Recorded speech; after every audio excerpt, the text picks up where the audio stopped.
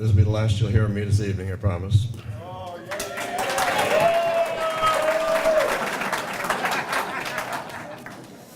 It's a great privilege for me to introduce the hardest working man in the province, Spike McKinnon. It was 1937 that Michael Spike McKinnon was born to Cassie and Willie McKinnon. Spike was the youngest member of the family. His sister Teresa and brother Dan Willie are present here this evening. His brothers D.A. and Jelly, John Jelly, are deceased. Spike was married and is married to his lovely wife, Lucille, in 1964. Lucille is the daughter of the legendary basketball coach, Jack McKenzie. Spike and Lucille's 3 children, Paula, Lisa, and Keith, are present this evening. There you go, buddy, you're off the hook. You can relax. All these guys think I'm going to rip them, eh? I wonder why. Back in Spike's day, there was very little opportunity to participate in organized sports. Like many others of that era, Spike developed his athletic skills in the neighborhood and at Mount Carmel School. Sorry, that's just a fact. Spike basically concentrated on 2 sports growing up, basketball and baseball. He was an excellent basketball player who learned the sport at the Strand and Mount Carmel Gym. Spike was a key member of the New Waterford Strands during one of the finest runs in maritime basketball history, a run that ended with 9 maritime and Nova Scotia senior championships. Spike I watched him play, believe it or not. He was a deft playmaker. You can look that word up, Bernie. And a good outside shooter on the Marshall DeVoe coach teams. I couldn't help that. It wasn't planned. But it was the sport of baseball that led Spike to notoriety. In 1954, Spike's first organized baseball experience resulted in a Nova Scotia midget championship. And some of these other guys were on the same team, as you pretty well gathered, eh? For his Mount Carmel squad, coached by Gervais Fortune. The team repeated the feat in the summer of '55. The nucleus of this team was destined for even greater things, as you already learned. As they continued to advance on the Nova Scotia baseball circuit, winning provincial junior championships under coach Jim Fox Chessa. They lost the Maritime title in a heartbreaking defeat to Edmundston, New Brunswick, in a tremendous pitching duel between Spike and the Edmundston hurler, with Spike and his New Waterford teammates finishing on the losing end of a 1-0 game. Now let's break down this 4-year feat by these New Waterford boys.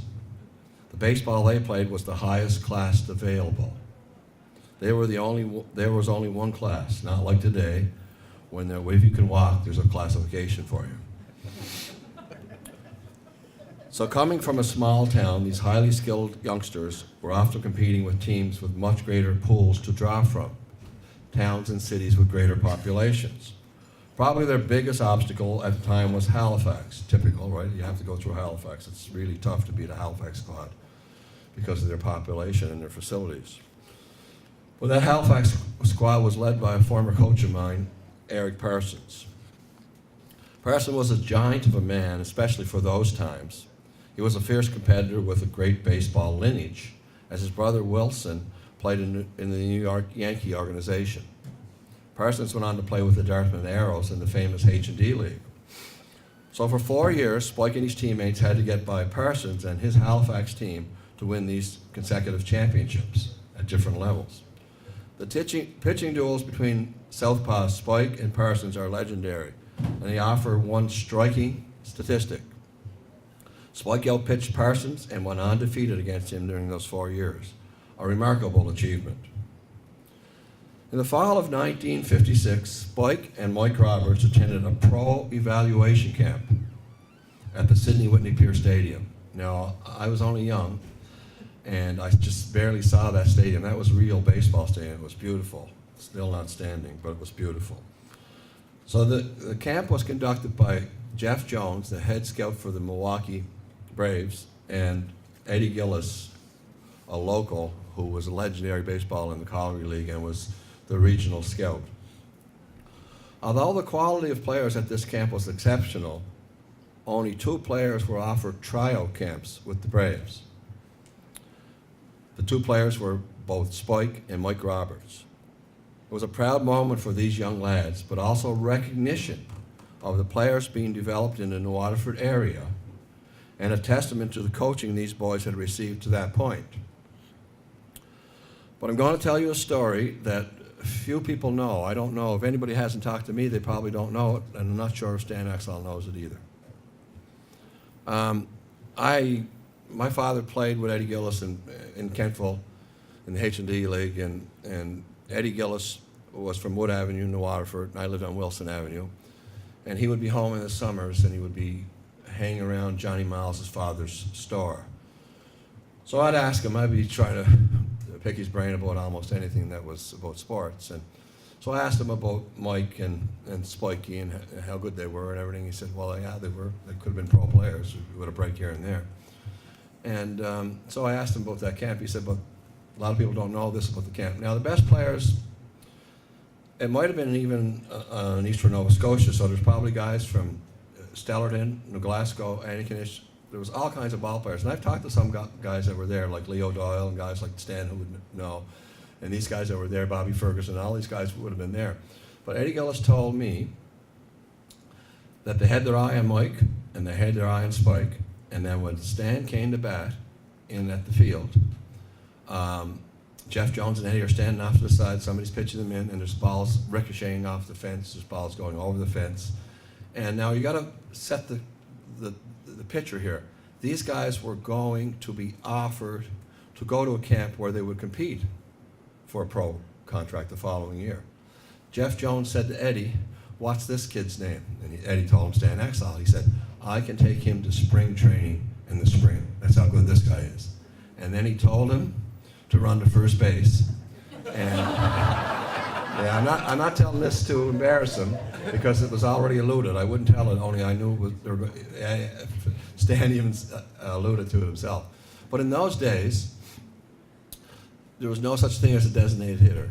This man, I watched him play. Like this guy could have been a pro ball player. It was amazing. It's an amazing story. I don't know, did you know that story, Stan? No? Okay.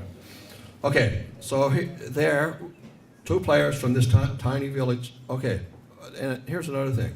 They're at this big trial camp in Sydney, and the two players from a tiny village of Lingan are almost selected for a pro contract. And that's an interesting point to consider when talking about local baseball. I'm sorry, Spike, we'll have to put you in the back burner here. Is that the village of Lingan has made significant contribution to the player pool of several eras. And Lionel and Dougie Petrie are examples of players produced in the late 40s and the early 50s. However, two of the finest players in the province came out of Lingan in the late 50s in the persons of Mike Roberts and Stan Exall. Hard to imagine a better tandem of players from such a small area in the history of baseball in this province. That's how good these two are, Stan and Mike. Lingan also has a notoriety on the world stage. And most people here would recognize the name Babe Ruth as being the greatest baseball player of all time. Well, Babe was taught to play baseball by a Lingan native brother, Matthias Bootler. And that was Bootler was a brother, I don't know what order he was, but he was a brother. He was 6'6", 250 pounds. And he had Babe Ruth at the St. Mary's Boys School in Baltimore. And he put the fear of God in Babe Ruth. And Ruth considers him as his greatest teacher and the guy that contributed the most to him as a baseball player and also as making him a productive human being, as he was quite incorrigible at the time. Anyhow, I digressed a little bit, but Lingan had an amazing impact on baseball diamond, both locally and the international stage. Amazing, really. Now back to Spike. In the spring of 1957, both Mike and Spike headed south to Waycross, Georgia, to compete for a professional contract in the Braves organization. Both received contract offers, with Mike accepting and eventually spending 2 years in the Braves organization before an ankle injury curtailed his pro aspirations. Now you got to remember, there wasn't as many teams as there was now. These guys could have been pro ball players. Now Spike's a different story, if you can imagine, as he declined the offer, preferring to head home to pursue work. Now you can just imagine, this guy is offered a pro contract at $500 a month, which is good money in those days. and decides he would rather head home to work. Well, for a guy like me, that's hard to figure. But I guess it worked out, pun intended, for Spike, because at the age of 80, he continues to hold down a full-time job.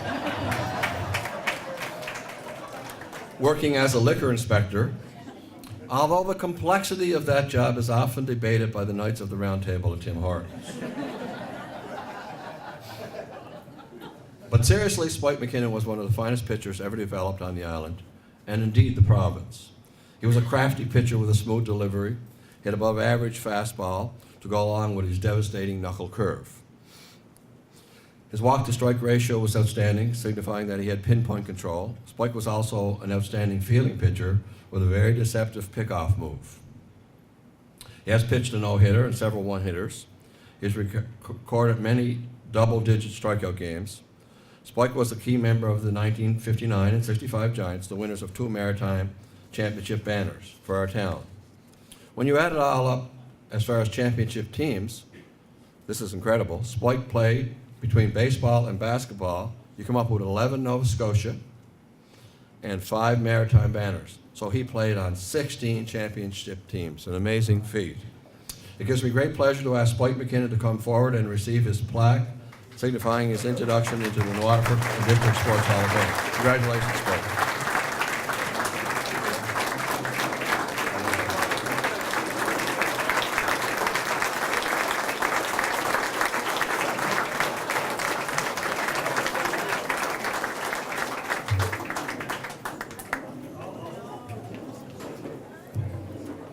Thank you very much, Lowell. Great speech, buddy. I have a lot more for you.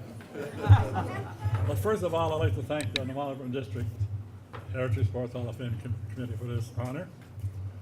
I'm not going to say too much because it's going to be repetitive. And I want to tell a Fox Chestnut story. Oh, great. We were playing in Halifax in '56, Nova Scotia Championship.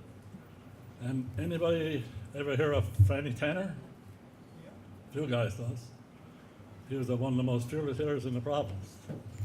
So the bases were loaded and there was 2 out. Fox calls time, comes out and asks me, let's walk him. Walk in and run. I said, no, I'm not going to walk in no run. So he said, pitch careful. I'll pitch careful to him. The count came to 3-2. I threw one way over his head. He just swung at it. The rest was history. That's Fox. You want to walk him. But getting back to tonight, it's a great honor for me to be honored, especially when you get honored with your brother, who I carried.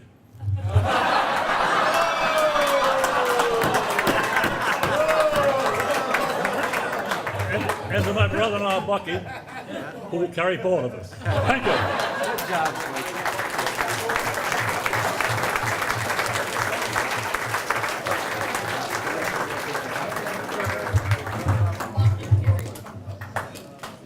Okay, next we'll call on presenter.